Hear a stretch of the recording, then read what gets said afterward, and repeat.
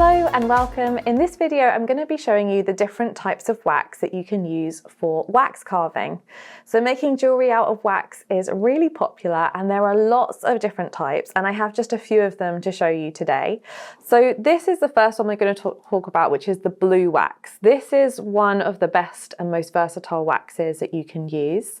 Wax comes in different shapes and different forms for jewelry making. So this is a ring stick for using the wax. So you can see it's off center. You can also get much thicker ones. So these are ideal for making rings, and the colors of the waxes kind of show different types of wax, and then there's also different shapes. So the blue is one of the most popular for beginners. It's also great for if you want any sort of rounded edges on your designs. It's a good mixture of not too brittle, not too soft. It's kind of a real middleman type of wax. So this is the one that we teach on our beginners courses. And is a really versatile kind of type of wax. Then there's the green wax, which we also use quite a lot. So green wax is ideal if you have real fine details. So it's better for carving because it's less soft, it's much harder, but it is more brittle, so it can break easier. So you have to be a little bit more careful with it. But if you are carving out a really detailed piece and you wanted to keep those details really strong and firm, then a green wax would be a good option.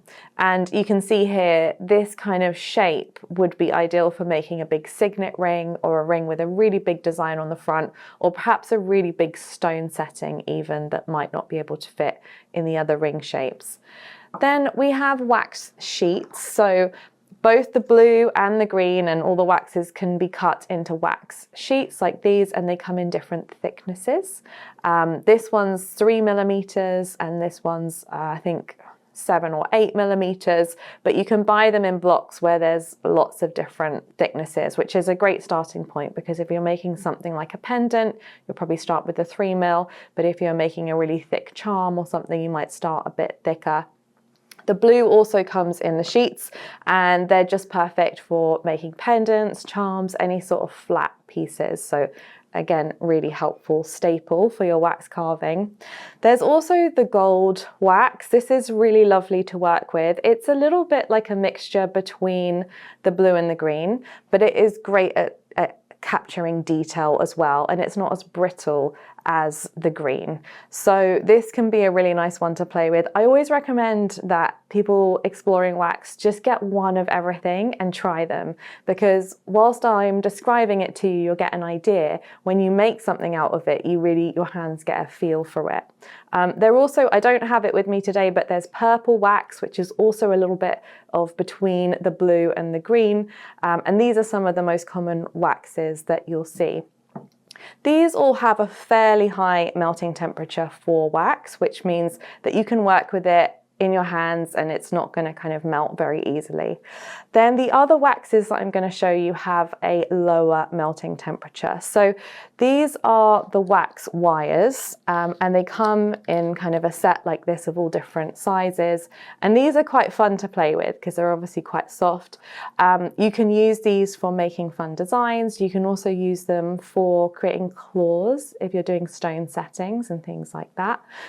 They do have quite a low melting temperature, so if you're doing build-up technique, which is a different kind of wax, they will melt quicker than the others, which is not a bad thing. It's just something to be aware of, but they are quite fun to play with. Then you have the pink sheets. So these are ideal for things like fingerprint jewelry, creating bezels on stone settings.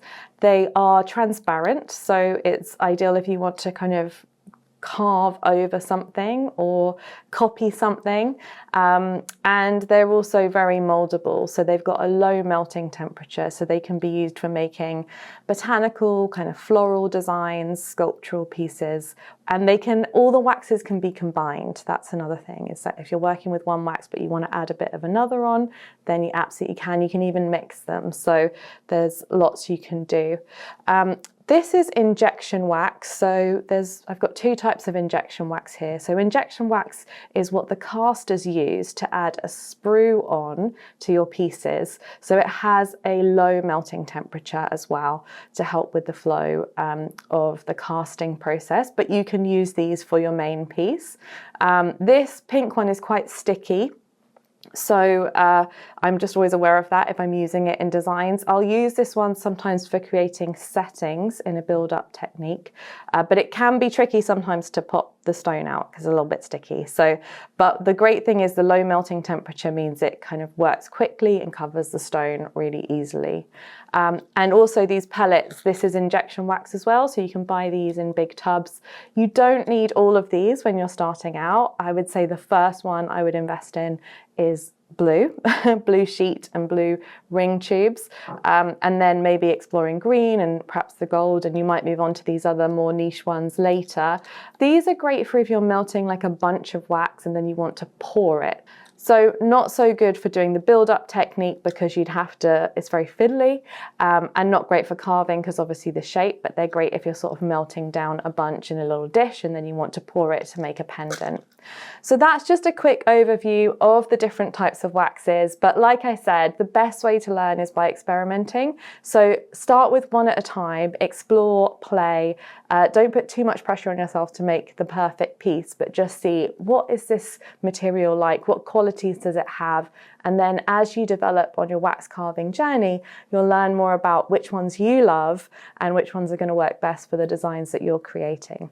So I hope that's been helpful. If you have any questions, feel free to ask us at Jewellers Academy, and I look forward to seeing you on another video very soon.